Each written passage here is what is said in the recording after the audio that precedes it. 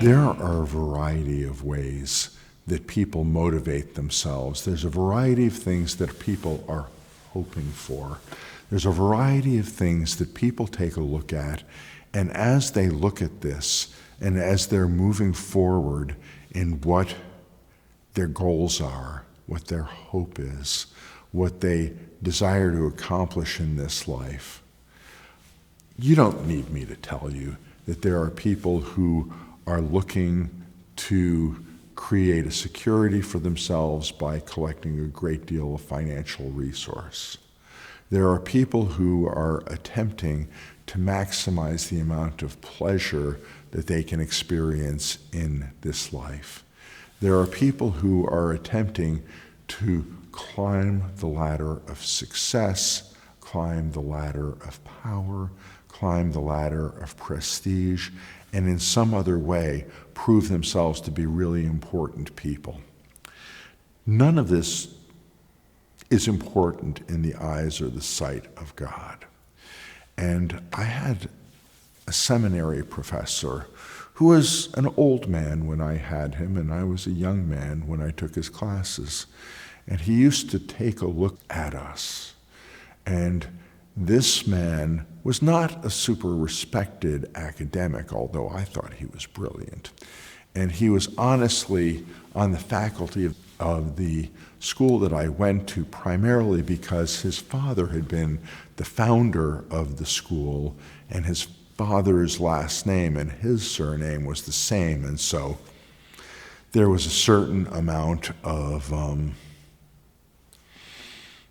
continuity that the institution had by having the son of the founder on the faculty. But he would take a look at us, and he would end up looking across the classroom, and we would be sitting there trying to figure out how to learn the material so that we could pass his class, pass other classes, and get the graduate degree that we were in pursuit of. And he would look at us and he would just go, "The problem with you is that you are so easily satisfied." To me, that was a little peculiar at that point in time. But over decades of life experience, I came to understand what he was talking about. And what he was talking about is that God is so willing to give us so much more than we hunger for and than we desire.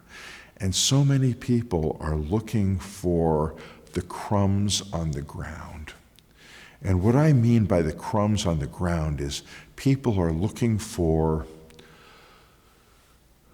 fame. They're looking for popularity.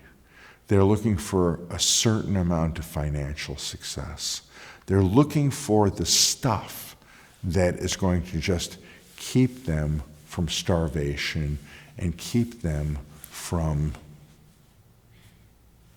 total collapse. And my seminary professor believed that God had adventure for us. My seminary professor believed that God was willing to answer audacious prayers. My seminary professor believed that God wanted to do miracles. My seminary professor believed that God wanted to change communities, that God wanted to change towns, that God wanted to change cities, that God wanted to change countries, that God wanted to use people who were surrendered to him in a fashion where the world would be changed. And we were hoping for a 401k. We were hoping for 20% more income than we were currently making. We were hoping for an automobile that was a little bit better than the automobile that we were currently driving. And God was so not into that. God was into doing amazing things in us and with us and through us. God was willing to use us so that the people that we came into contact with would become shining light would end up becoming people who would live in heaven forever, would become people who would leave behind sin and death, would become people who would be transformed, would be people that God would pluck out of mundane lives and use them in order to bring glory to himself, use him in order to plant seeds that would transform societies and communities and groups of people into those who would be transformed, who would be amazing, who would have stories that would just rock us back on our heels. And so my seminary professor believed that the problem that we had is that we had so little imagination, so little faith, so little belief in looking at a situation where we could not see how God was going to do amazing things. And so my professor of my youth is now with Messiah. He has passed. He has entered into his reward. And as I am approaching the age that he was when he was teaching me, I understand what he was hoping for. And I look at young people who are in their 20s and in their 30s now, and I can see them unwilling to take big chances, unwilling to throw caution to the wind, willing to do amazing things.